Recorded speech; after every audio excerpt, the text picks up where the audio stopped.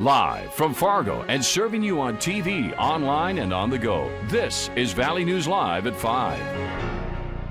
Breaking news just into our newsroom. Attendance for this Saturday's football game between North Dakota State and Central Arkansas will be limited to player families only, according to the NDSU Athletic Department making that announcement today. NDSU says the decision was made in the best interest of health and safety for the participating student athletes and coaches and fans. Saturday's game will be televised statewide on KVLY and the KFYR Bison Football Network. Our coverage kicks off at 1 p.m. with a 90-minute pregame show, including the banner raising and Senior Day recognition, taking you right up to the 2:30 kickoff. North Dakota State has 4 home games scheduled in the spring. NDSU saying they're still committed to having spectators at those games if it can be done safely. All NDSU season ticket holders, whether they're planning to attend the Central Arkansas game or not, are asked to complete the football season credit form regarding options for their account. Also tonight, an exclusive story after a Mahnomen man is charged with murder in the death of a 24-year-old Minnesota woman. 39-year-old Gordon Warren is charged with murder for allegedly dealing Sydney Jacobson heroin and fentanyl before her overdose death. Valley News Team's crime and safety reporter Bailey Hurley is live in the studio with more on this case. Bailey? Andrea, a friend of Sydney Jacobson told officers she and Jacobson were on a walk on May 14th when Jacobson started talking to a man in a vehicle, which was later identified as Gordon Warren. The friend stated Warren handed something small to Jacobson before driving away. Another witness told officers he arrived at the home where Jacobson was staying around 7 that night, saying when he later got out of the shower, he found Jacobson unresponsive. Court documents say officers later found texts between Jacobson and Warren from the day of the overdose, which you can see on your screen right now. Jacobson asked Warren if he had any boy, a word officials say is a street term for heroin, which is often mixed with fentanyl. Warren responded he had about $20 worth, later replying he was near Jacobson's mom's house. The Mahnomen County Attorney's Office says since October 2019, there's only been one other overdose that resulted in criminal charges. Officials say obviously the county has had more than just 2 overdoses in a year. However, says it's very tricky to track down offenders as most of the time those involved do not want to cooperate with law enforcement. Now, I dug into Warren's criminal record, which shows a long history with drug charges, as well as domestic abuse, terroristic threats, and aggravated robbery. Warren's bail has been set at $1 million cash without conditions or $80,000 cash with conditions. Andrea. All right, Bailey, thanks for that live report. If convicted, Warren could spend up to 25 years in prison. Fargo fire crews say 4 pets were killed and there's nearly $30,000 in damages after a fire broke out at a South Fargo apartment Monday afternoon.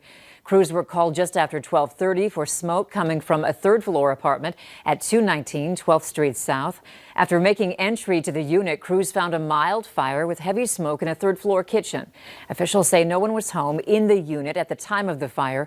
Officials are still investigating the cause and say 2 occupants have been displaced. Let's bask in these warmer temperatures that we're seeing today because the chilly weather is on its way back. Here's Hutch with a look at tonight's forecast. Hutch. Andrea, look at the trees out there at Lindenwood Park as we are enjoying beautiful conditions this evening. Temperatures hit the 70s. Get out and enjoy. Big time slap you in the face changes are on the way. Right now we have 60s in Bemidji and 70s just to the west of Fargo as we're enjoying quiet conditions. It's been windy out to the west with peak gusts to 40 miles per hour or so in the Jamestown area and western Stutsman County. Seeing some spotty showers, also a batch of showers moving out of Manitoba into northern Minnesota. Hey, for tomorrow, we have wind in the forecast, gusts to 50 miles per hour. Wind advisory for our western counties will be pretty breezy here in the Red River Valley as well. For this evening, get out and enjoy those 60s. The wind decreases after sunset and cold air is on the way. Andrea, I have declared a first alert weather day for Friday morning. Widespread freezing conditions. I'll have the latest on that and we'll look at the rest of your hour by hour forecast in detail in a moment. Okay, thanks, Hutch. A $10,000 reward is being offered to help catch suspects and recover stolen weapons. The ATF and the National Shooting Sports Foundation are each putting up $5,000. They want information on the September 23rd burglary at a gun shop in Rapid City, South Dakota. It's a case that has area law enforcement concerned. Roughly 40 guns were stolen, and surveillance video shows 3 people smashing display cases with baseball bats. Police have 1 juvenile in custody and have recovered 21 of the firearms. A 27-year-old woman from Wadena, Minnesota is dead after she was hit and killed by a car in Otter Tail County. It happened around 2 this morning on Highway 34 near Dunvilla. 23-year-old Tristan Walter of Wahpeton was driving the vehicle that hit the woman. No other information is being released yet. Here are the latest COVID-19 numbers in the area. North Dakota is reporting 419 new cases along with 5 new deaths, bringing the state's death toll to 239. In Minnesota, there are 817 new cases and 5 new deaths. More than 2,000 people have died in the state. The worldwide coronavirus death toll has now reached 1 million people in less than 9 months. More than 200,000 of the victims are Americans, and the rate of new infections in the U.S. is on the rise again. The Trump administration is launching a plan to increase COVID testing in an effort to help businesses and schools reopen or stay open. David Begnaud reports from New York City, where public schools reopened today for in-person learning.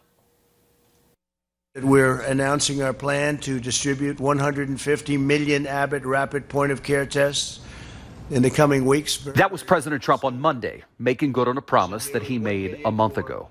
He is rolling out what appears to be a more robust national COVID testing strategy. In part, the White House says, to help get kids back to school safely. 1, 2, 3, 4, 5 into the test, and you wait 15 minutes. The rollout is a sharp pivot for the president, who for months dismissed the need for increased COVID tests. The rapid testing comes as a new study shows an alarming increase for COVID cases in America's children. In the beginning of April, kids accounted for 2% of all the positive COVID test results. By September, that was over 10%. Dr. Yvonne Maldonado is a pediatric infectious disease specialist at Stanford University. We've heard that all over the place, that children don't get infected, that they don't spread disease, and we know that's not true. So, having said that, however, children are less likely to be infected with symptoms than adults. The average rate of new coronavirus cases is on the rise in at least 26 states. In Utah, recent cases are rising. It's also where Alicia Geddes lives with her 16-year-old son, Turner. Turner runs track and cross country, but after recovering from coronavirus earlier this year, he has been sidelined due to chest pains and difficulty breathing. Specialists told both Alicia and Turner his problems are likely related to COVID. The doctors said we don't know what's going to happen, and we don't know what the lasting side effects are. We need to be careful because none of us know how it's going to affect any of us. Alicia says she took Turner to see a cardiologist. They did a battery of tests and everything looked normal. The only thing to explain his symptoms, they say, is coronavirus. The Minnesota Vikings and Tennessee Titans have closed their team facilities after Titans players tested positive for COVID-19. The teams played each other Sunday in Minneapolis. The NFL announced the test results today, saying 3 players and 5 personnel tested positive. Both clubs immediately suspended in-person activities. Both teams are working with infectious disease experts to figure out close contacts and do more testing. The grand jury proceedings in the Breonna Taylor case will be released tomorrow. A recording of the grand jury will be made public after a judge's ruling to release it. Kentucky's Attorney General says he will comply, but says he's concerned the release could hamper an ongoing federal investigation and lead to a poisoning of the jury pool. The grand jury ruled last week not to issue indictments on homicide charges against any of the 3 officers who fired their guns in the police raid that killed Taylor in March. It's believed to be one of the largest medical cyber attacks in U.S. history and impacts more than 400 locations, including right here in Fargo. Computer systems for Universal Health Services started failing over the weekend. That company owns Prairie St. John's in downtown Fargo. Sources are saying some hospitals have had to resort to filing patient information with pen and paper. Staff tell us no patient or employee data has been accessed, copied, or misused.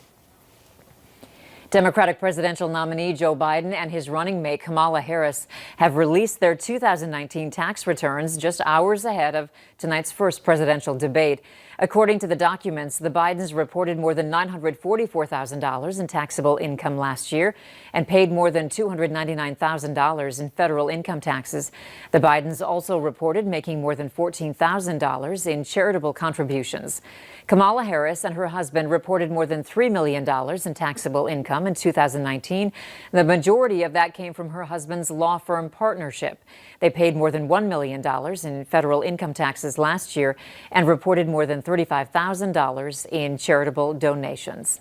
We are just hours away from President Donald Trump and Joe Biden's face-off in Cleveland. What to watch for in this first presidential debate is next on Valley News Live at 5. Colorful trees showing up here in Fargo, but the foliage is peaking in northern Minnesota. We have some colder weather in store. Thanks for uploading all your photos. I'll have details on a very cold stretch of weather coming up right after this.